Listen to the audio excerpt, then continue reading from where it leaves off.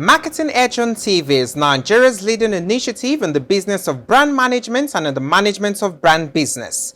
It is a 30-minute awesome package that comprises brand news, branding focus, and industry conversation, all in a mix, encompassing thorough and in-depth analysis aimed at promoting the brand idea. I am Bababumi Agbibi. Welcome to the program. Marketing Edge ONTV, promoting the brand idea. We begin with brand news, where we bring you the latest developments around brands and in the field of marketing and advertising in Nigeria and around the world.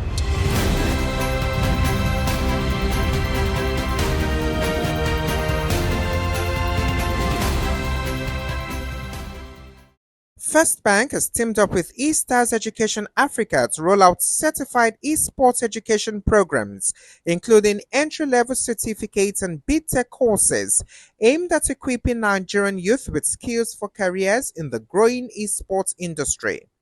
The partnership also explores launching a co-branded gaming credit card. First Bank says the move supports youth development and digital innovation, while eStars calls it a major step towards making esports education accessible across Africa. Airtel Nigeria is doubling its capital investment to expand network coverage and improve digital access nationwide. The upgrade includes faster 5G rollout, more rural site high-capacity radios, expanded fiber infrastructure, and enhanced data centers linked to the 2A Africa cable, all aimed at improving connectivity and service quality. The Advertising Regulatory Council of Nigeria has cautioned advertisers, agencies, and influencers against publishing unauthorized or misleading adverts across all platforms. This comes after a court ruling confirmed ACON's power to regulate advertising on TV, radio, print, billboards, and social media. The council says all adverts must be approved before publication and warned that violators will face sanctions. ACON cited recent cases of deceptive campaigns, stressing that social media is not exempted from regulation. It has set up a task force to monitor platforms and urges the public to report suspicious ads. Next is Branding Focus after this break. Every Nigerian mom knows everything is so expensive. Every naira needs to work harder. That's why I always go back to So Clean. New So Clean with Snow Powder Tech. The powder is finer, So it dissolves easier, foams faster, and cleans better. every grain works for you. Nothing's wasted. New So Clean detergent with Snow Powder Tech. Every grain works for you. Marketing Edge ONTV, promoting the brand idea.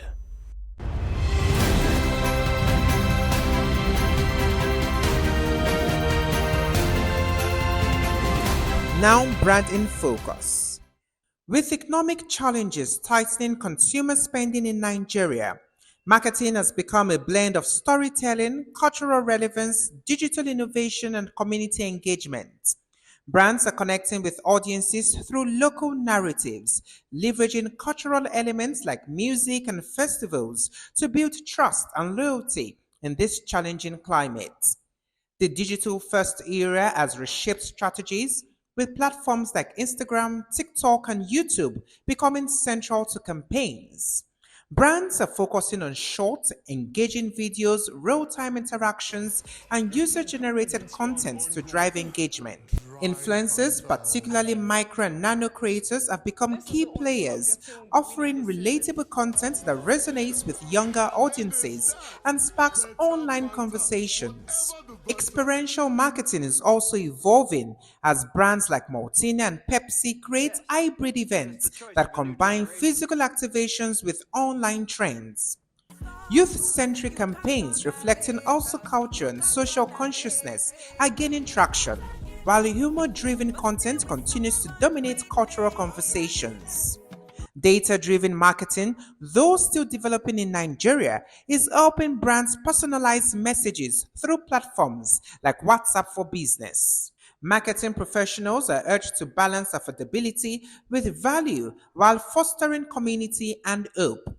By prioritizing authenticity, creativity, and adaptability, brands can navigate uncertainties and strengthen connections in a world seeking resilience and renewal. Next is Industry Conversation, where we discuss with industry thought leaders who have distinguished themselves and have made tremendous impact in their chosen field. Today, we'll be having the concluding part of our conversation with the Chief Executive Officer, DigitXPlus, Patrick Gomez. Join us after this break. Marketing Edge on TV, promoting the bright idea.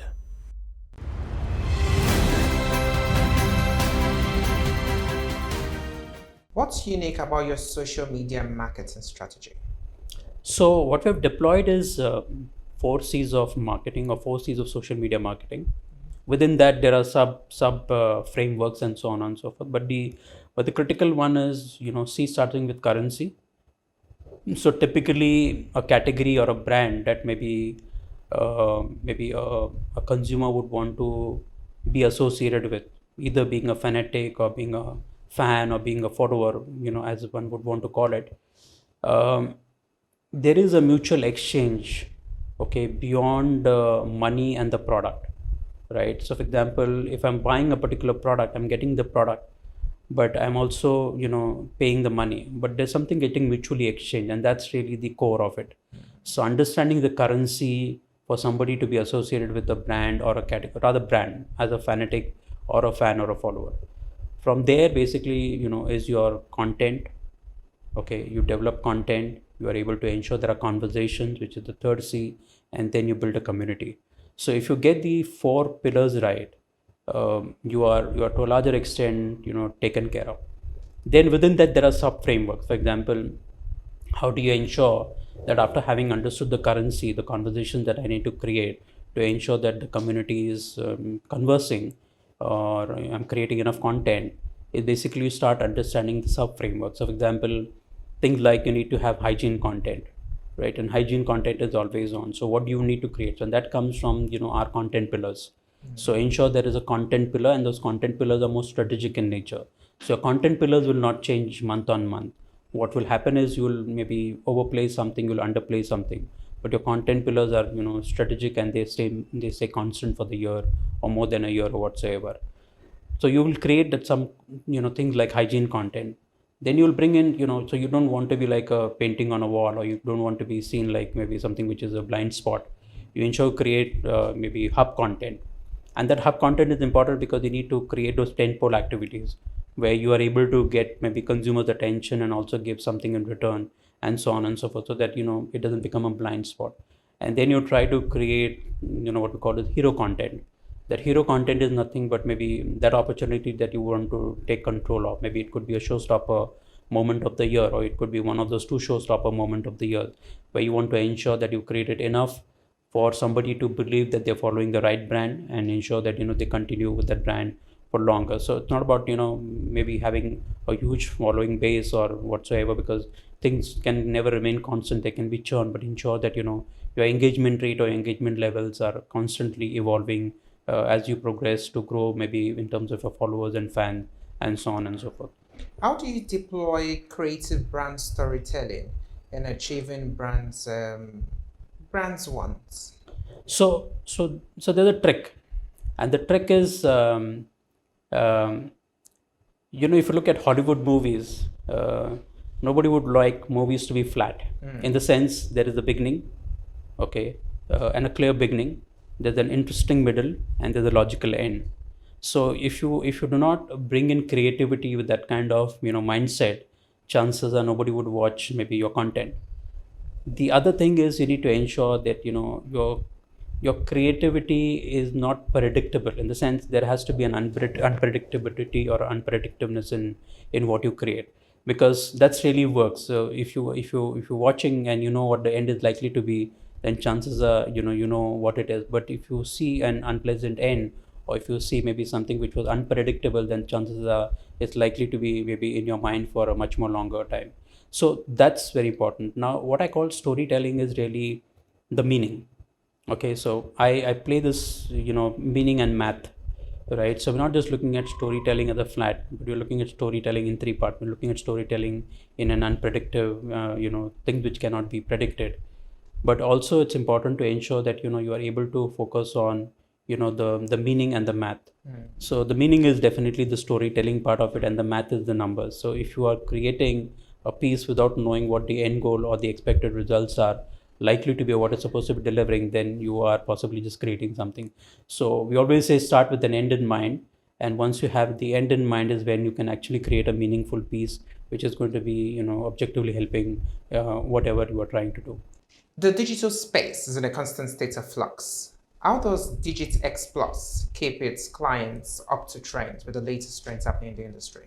So what is important for us is to ensure that whether it is an emerging trend or it's a maturing trend.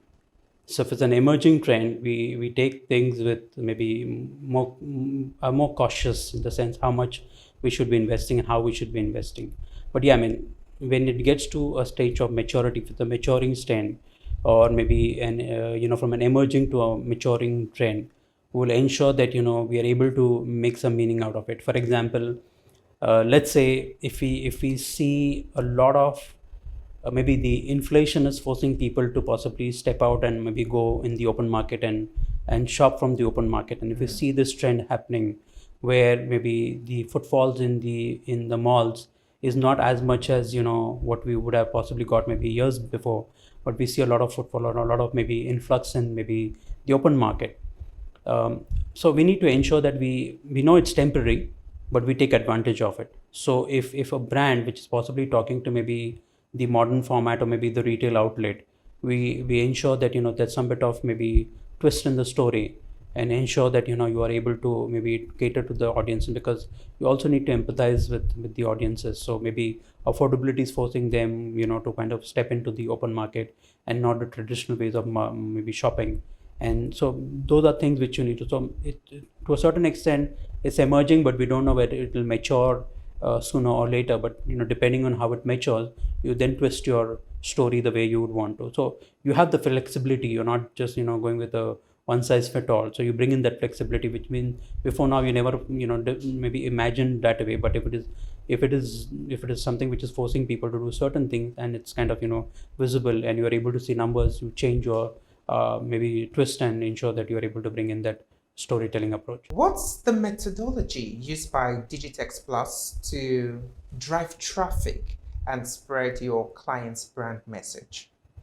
So traffic is now you look at destinations, okay, whether you're talking about social, you're talking app, mobile app, or you're talking website, right?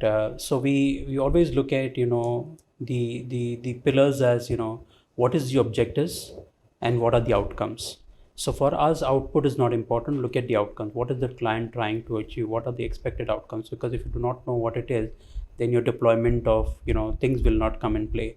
For example, let's say awareness is an outcome which a client is looking at, and if that's what you want to ensure that you're able to deliver, you will bring in play all the different maybe available options. For example, search, social, so on and so forth, because you definitely, when it comes to awareness, you're not looking at less traffic, you're looking at more traffic from a volume perspective, right? So you have these pillars, and definitely destination and analytics come in as number 4 and number 5.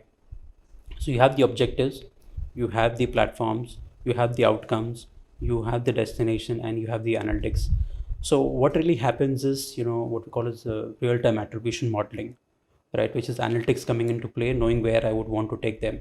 So I do know that I need to ensure that I give this client 100,000 app installs, right? So I know I have a destination which is app installs or app downloads. I need to ensure that I analyze.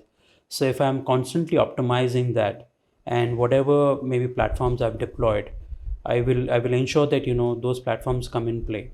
Now it's not just being so focused on results, right? Being only focused on results might be a short-term objective but not a long-term objective, which means you need to ensure that you invest some amount of money in terms of creating so-called awareness, right? Because nobody would want to download an app without knowing what that app is meant for, right? Whether it's from a existing category or even a new category. So there's a bit of maybe let's look at fintech, right? Fintech is not a new category in this market, right? And if there's another maybe a player in the market you need to create enough maybe awareness. But yes, the client is definitely looking at app install. That's given. So if app install is the ultimate objective, how do you ensure that you cater to the funnel?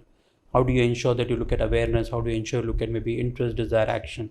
Ultimately deliver, but investment is important. So how do you invest on awareness? How do you invest on maybe action? Or performance marketing is equally important. So when you look at all the 5 pillars, you'll ensure that you're not forgetting the basic principles of your advertising, which is the funnel way of maybe delivering results to the client. So that's something which we also look at. So one dimension are the 5 pillars, and the other dimension is the traditional model application of awareness, desire, action.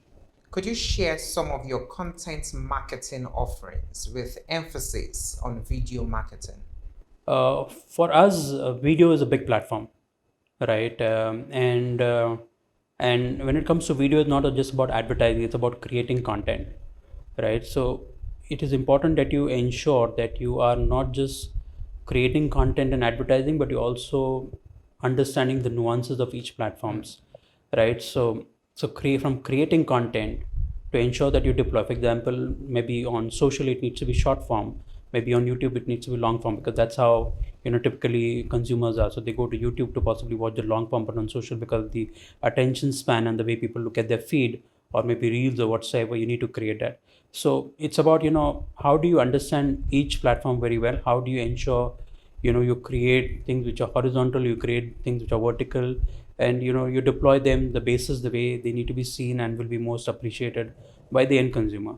So that's how we typically look at video marketing, and that's very big for us. How would you describe the growth of DigitXPlus over the years? So we will be completing 10 years by June. In fact, that's when our 10th anniversary commences. We've been in this market for past 9 to 10 years, and I think for us, what is important is to look at maybe what will drive the influx, okay, and the point of inflection for us. So a lot will come into play as we speak. There are plans to reveal many things, but yes, focus on ensuring that we are looking at performance as one area of growth, performance marketing. Second is how do you ensure that you are catering to maybe a section of an industry, for example an SME, right, to ensuring that you are also not just business minded, but you're also creating an ecosystem. It could be an academy and so on and so forth. So you need to ensure that you are selfish, but at the same time you're also giving back to the industry. So it's about how do you ensure that you are able to rather co-create and not just create for yourself, and ensure that there's enough in this market. So these are 3 things. I mean, if I was to reveal in some way, we're kind of looking at as we would want to progress and ensure that we stay in this market for a much more longer time. So it wouldn't be nice to walk away without you telling us a bit about yourself. So my name is Patrick. I got into this function accidentally. Okay, media was never in my mind. I come from a software background. So I joined this field, not digital marketing, but media advertising as a field in 1996. Okay, and after that, it's been a journey working with various agencies and various advertising groups, various markets, India, Middle East, and now in Africa, which is particularly West Africa. I am a kind of a person who like to invest a lot of time in understanding. Okay, I would want to possibly understand the so-called maybe different kind of audiences. For example, how well do I know different life stages? Because nobody focuses on that part. Everybody would want to focus maybe on a demographic definition of audience, maybe men 18 to 44, socioeconomic AB, but that's not how people would want to address themselves. So there are life stages one goes through. So those life stages are important. Understanding people from needs, wants, and desires perspective, because if you really look at that cohort, you will be able to cater to their needs and so on and so forth. So that's basically how I would. So maybe more research oriented and ensuring that you are delivering on the value for the client. But what is more important is also to ensure that you have your past. You divide your work life in 2 halves. One is when you ensure that you work for yourself, and you ensure that for the balance you work for maybe for the ecosystem that helped you to get to where you are. So I'm associated with Alphabet Media Academy, which is by the industry for the industry. So I'm basically the digital vertical lead over there, and we conduct lectures over the weekend, which is on Saturdays and Sundays. Alongside that, I'm also involved into many industry initiatives. To name a few, are audience measurement and a couple of them. Having said that, what is important for me is to ensure that we are constantly looking at so-called talent development, and that's very important for us, because if you do not create that ecosystem of talent availability, then chances are you're just running alone. And there's an African proverb which says, if you want to go far, go together and don't go alone. So that's what we are trying to do. We're ensuring that we carry as many people as around, where you want to progress and you want to ensure that it's a story which is of success. So that's me. Being an associate member of Archons, how does that make you feel? So I was recently inducted as an associate, practitioner of advertising, ARPA, just last week. And I think when I saw the entire passion, when many practitioners were inducted last week, I think over 100 were inducted from different fields, mainly from media advertising, some from outdoor, and so on and so forth. It is important, to ensure, because when the DG of Arcon was presenting, simple thing like how goodwill messages, which we say Merry Christmas and Happy New Year and Happy Easter, kind of messed up with a lot of maybe unintended or maybe pun intended kind of messages. So you cannot mess with it. Goodwill message is a goodwill message, right? You treat it with respect, but if you try to bring in some sexual, maybe revealing of things, then chances are you're not good to yourself. So there is a bit of maybe conscience which we need in us to ensure that we lead this discipline with responsibility. Yes, you can bring in creativity, but creativity can't go to that extent where you mess it up and then things come under scanner and then you don't have anything to justify. So for us, it's a pain and a boon, I would say, because not very easy to kind of get regular or other approvals on the content, especially on the digital space that you create. So the amount of content you create, it's very difficult. It's not just like one or two, there are many. So yes, it slows down the purpose, it slows down the process, but also costs us the money, right? And so that's a pain. But yes, the boon is, the plus is basically you are able to now look at that as something which can never come under scanner, and you've been basically true to the discipline that you belong to. So that's the plus, I would say. Nigerians are known to be creative powerhouses. Now, from Patrick's lens, how would you describe the level of creativity in Nigeria?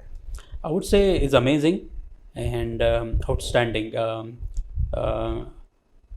a certain extent, it was limited because we did not have enough opportunities, so to say. So, for example, when you look at maybe the traditional space, and even, for example, the way the creators have been. But lately, I would say it's encouraging. You have Picture Festival of Creativity, which happens every year in Nigeria. And what Picture Festival of Creativity has been able to do is kind of celebrate good work.